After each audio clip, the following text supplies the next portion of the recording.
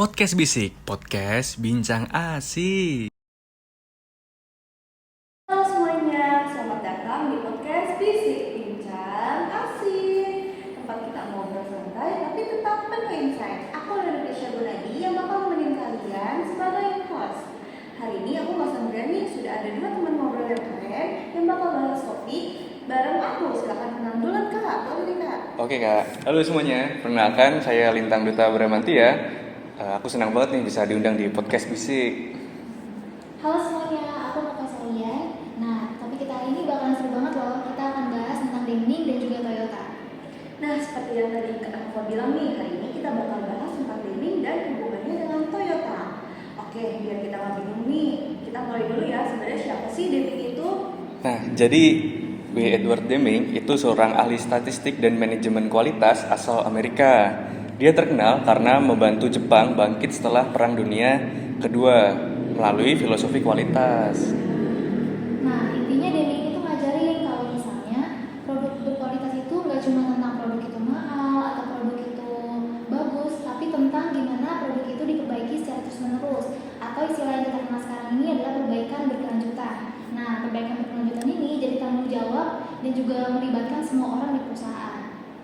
Oke, kalau gitu Kak, terus hubungannya dengan Toyota kira-kira bagaimana sih Kak?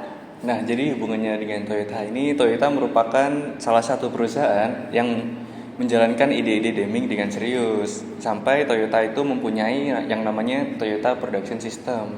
Nah, mungkin untuk TPS ini bisa dibantu menjelaskan oleh Kanova. Oke, bicara tentang Toyota Production System atau TPS, kalian tahu nggak sih kalau TPS ini tuh keren banget loh. Bahkan dijadiin sebagai dasar konsep lean manufacturing. Intinya tuh ada 3 pokok. Yang pertama itu Kaizen atau yang artinya perbaikan terus-menerus. Ini yang tadi udah aku singgung di awal. Kalau misalnya perbaikan itu nggak cuma di awal, nggak cuma sekali, tapi dilakukan secara terus-menerus atau yang istilahnya perbaikan berkelanjutan.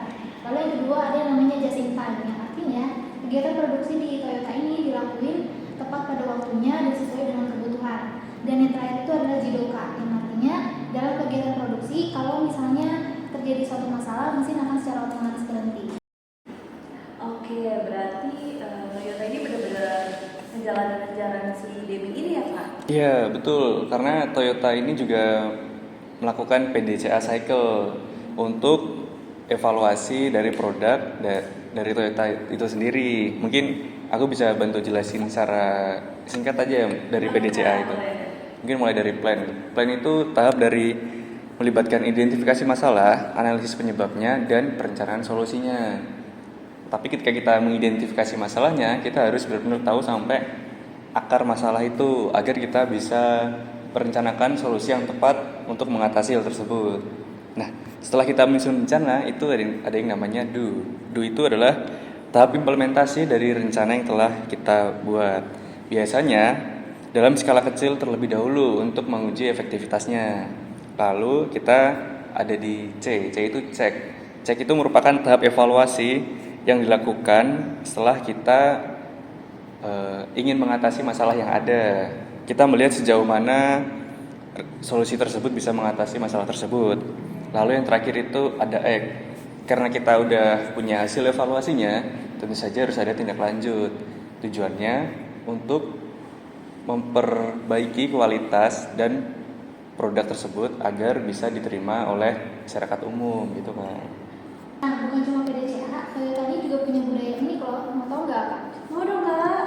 Jadi di seluruh area produksi Toyota itu disediain yang namanya andon cord atau kabel andon yang ada di atas di seluruh area produksi.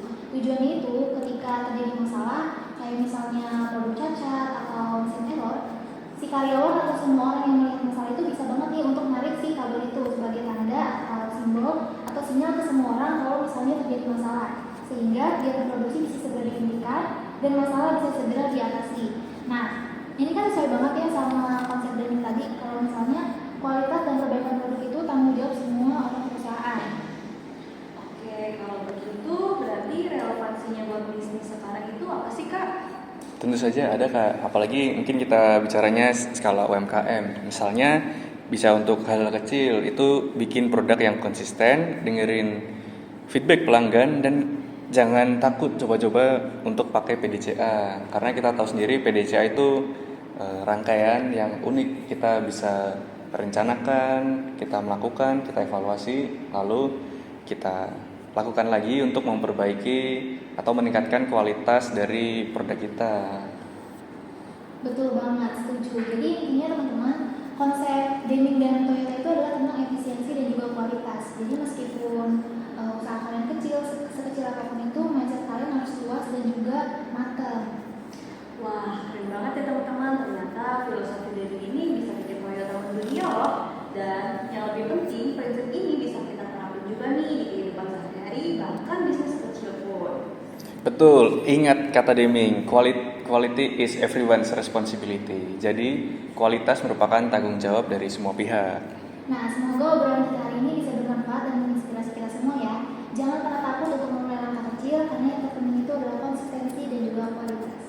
Nah, gimana nih teman-teman? Seru banget ya obrolan kita hari ini. Tapi Kak, sebelum kita menyelesaikan topik ini, boleh nggak Kak kita melakukan jargon dulu di podcast bisik ini? Jadi kalau misalkan aku bilang podcast bisik, aku bakal bincang asik, gitu ya Kak? Oh iya, bincang asik gitu ya? Iya, bincang Boleh. asik. Oke, kita mulai ya Kak? Oke. Podcast bisik. Bincang asik. Terima kasih teman-teman sudah dengerin podcast bisik ini. Terima kasih juga kepada Kak Lina Luna Bramantia dan Kak Mama Soloyan. Aku Leonita Gunadi, pamit undur diri. Sampai ketemu